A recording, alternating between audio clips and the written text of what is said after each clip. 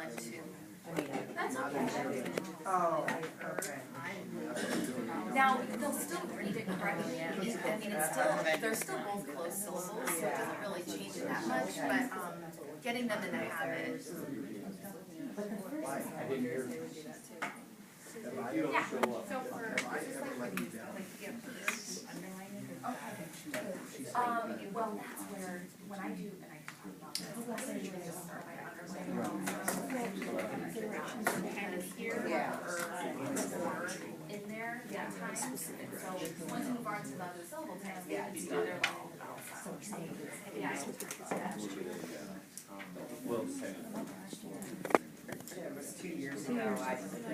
Okay, so I know not all of you guys are done. If you have kids that do not know what a syllable is, you're going to want to demonstrate that. So you may even say a syllable, you're always going to have one vowel sound in a syllable. So our vowel sounds really tell us how many syllables we'll have. And I know that's not in your script. So if they are placing dots underneath 2 vowel sounds, that means you will have 2 syllables. And that's the reasoning why we do that.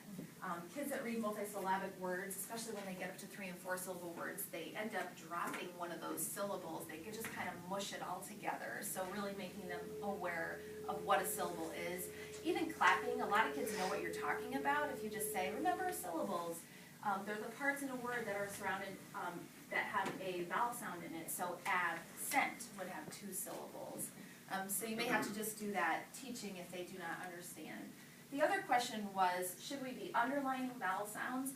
And I typically do underline because once you get into your other syllable types with vowel teams, when you have EA go together with one, that makes one sound, you won't be able to use dots anymore. You really need to be underlining those vowel sounds. So I know the script says dots, but just think about that. If you think that your kids are going to struggle once you move to underlining the vowel sounds, you might want to just start off doing it that way. Okay, so you guys all underlined or looped your parts. So what we are going to do is we're going to go back up to the top of day 1. We are going to read each word aloud together, part by part, and then we are going to read it as a whole word. So let's look at the first word in day 1. What's the first part? Next part? What word? Absent. Next word? What word? Met. Next word? What word? Shed. Next word? First part? Bell. Next part? Bed. What word? Velvet. Next word? First part? Hot. Next word?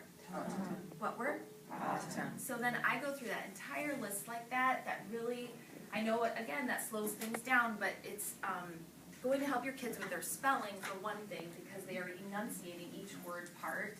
And it's making sure that if you hear an error, you're able to address that. So then after you would go through reading the words that way, then I typically have them read it on their own for a minute. So now let's see how many times you can read your list in a minute, similar to the old Walpole lessons for single syllable, just to build in that automaticity to make sure that they can quickly identify those words. All right, I won't go too much into, well, I can do spelling here real quick. Okay, so now that we've practiced reading words with closed syllables, we're going to practice spelling them. So remember, when you have a closed syllable, that vowel sound will be short. The first word I want you to spell is bottom. What word? Bottom. Let's say it part by part before you write the word. First part, bot. Next part, tum. Write the word bottom. So again, I kind of mispronounce those words, and that's to help students remember the spelling. Because when they get decoding those words, bot, tum, they're going to know that that doesn't sound right, and they'll have to change it so that it does sound like a real word. You guys have questions back there? Okay. Okay. So then I go through the rest of the spelling words like that, where they have to say it part by part before they write it. Are there any questions about closed syllable types at all and what they are?